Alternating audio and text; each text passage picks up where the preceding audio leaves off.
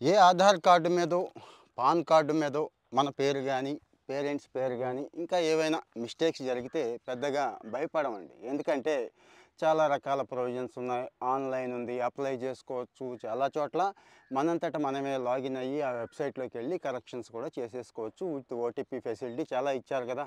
కానీ 10థ్ క్లాస్ ఒకసారి గుర్తు తెచ్చుకోండి. ఆ మెమరీసే వేరు. ఇక్కడ మెమరీస్ గురించి కాదండి. 10థ్ క్లాస్ సర్టిఫికేట్ లైఫ్ అంతా క్యారీ చేయాల్సొస్తుంది మనం.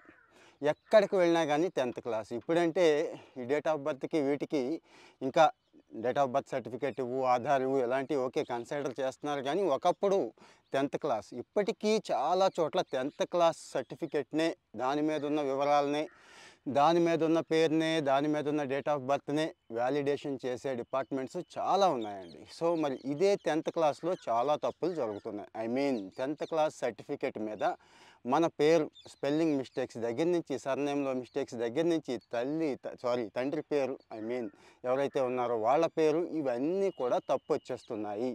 ఈ మధ్య కాలంలో 4, 5 ఇన్సిడెంట్స్ వచ్చినాయండి నా దగ్గరికి. అరే! ఈ రోజుల్లో కూడా ఇలా జరుగుతోందా అనిపించింది నాకు. పాపం ఎక్కడికి వెళ్ళాలో తెలీదు. ఎవరిని కలవాలో తెలీదు. స్కూల్ దగ్గరికి వెళితే వాళ్ళు సరిగ్గా పట్టించుకోరు. పోనీ ఎక్కడైనా డిపార్ట్మెంట్‌కి వెళితే యాక్సెస్ ఉండదు.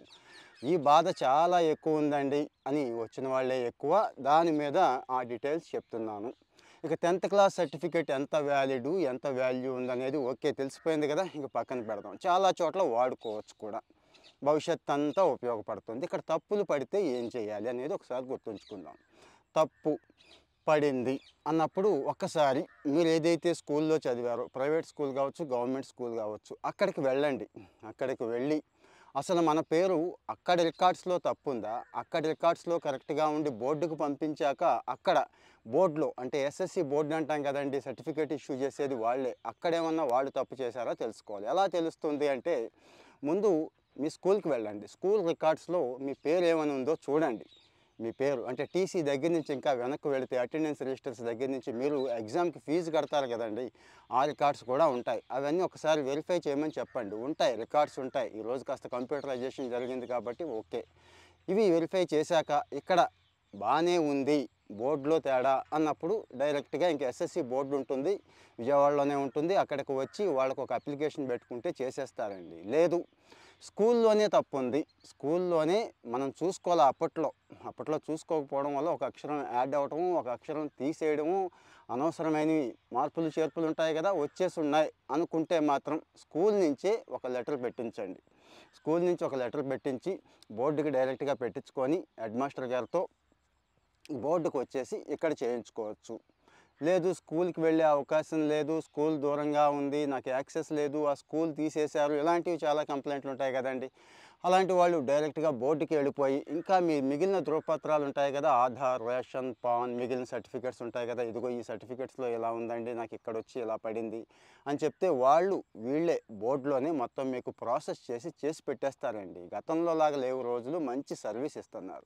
సరే అసలు ఈ విషయం అంతా చెప్తున్నాను. ఎంత చెప్పినా గానీ, ఇంత చేసినా గానీ, ఎన్ని ఎఫర్ట్స్ పెట్టినా గానీ నాకు పని అవ్వలేదండి అనేవాళ్ళు ఎవరైనా ఉంటే, అంటే మీ సైడ్ అన్నీ కరెక్ట్‌గా ఉండి అప్రోచ్ అయినా గానీ పని అవ్వలేదు అనేవాళ్ళు ఉంటే దయచేసి నాకు కామెంట్‌లో పెట్టండి. ఇబ్బందేమీ లేదు. మీ మొబైల్ నంబర్ కూడా పెట్టండి. మాకు టీమ్ ఉన్నారు. అంటే ఒక రకంగా ఎన్‌జీఓ లాగా సాయం చేస్తూ ఉంటారు. వాళ్ళు మీతో మాట్లాడతారు. అక్కడ బోర్డులోనో, స్కూల్‌లోనో లేకపోతే ఆ డీఈఓ గారితో, ఎంఈఓ గారితో, డీవైఈఓ గారితో ఎవరో ఒకళ్ళతో మాట్లాడి మీకైతే హెల్ప్ చేసి పెడతారండి. ఎందుకంటారా? కేవలం ఈ సర్టిఫికేట్ వల్ల లైఫ్ పోగొట్టుకొని అంటే వచ్చే ఉద్యోగ అవకాశాలు పోగొట్టుకున్న వాళ్ళని నేను చూశానండి. పాపం ఒక్కోసారి ఇమ్మిగ్రేషన్‌లో కూడా ఇబ్బంది పడిన వాళ్ళని నేను చూశాను. సో, మరి అప్పటికప్పుడు కాకుండా ఇప్పుడొకసారి చెక్ చేసుకోండి. ఎలాంటి సమస్యలున్నా గానీ దయచేసి ఇక్కడ పోస్ట్ చేయండి. ఏం పర్వాలేదు. అలా కాదు నాదంతా బావుంది, కామ్‌గా ఉందాం అంటారా? ఉండొద్దు. ఈ సమస్య చాలామందికి ఉండే అవకాశం ఉంటుంది. ఈ అల్గారిథం యూట్యూబ్ వాడు ఎలాగూ ఓ లైక్ కొట్టి, ఓ కామెంట్ పడేస్తే ఇంకో 10 మందికి పంపిస్తాడు.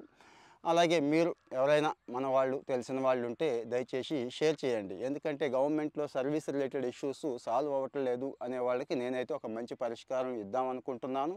ఇస్తున్నాను కూడా. కావాలంటే అదే కామెంట్‌లోకి వెళ్ళి మళ్ళీ మీరు చెక్ చేసుకోండి. మన వాళ్ళు పని అయ్యింది అని పెడుతున్నారా? పని అవ్వలేదు అని పెడుతున్నారా? సో, ఇంకొక వీడియోతో మళ్ళీ ఇంకొకసారి మళ్ళీ కలుసుకుందాం.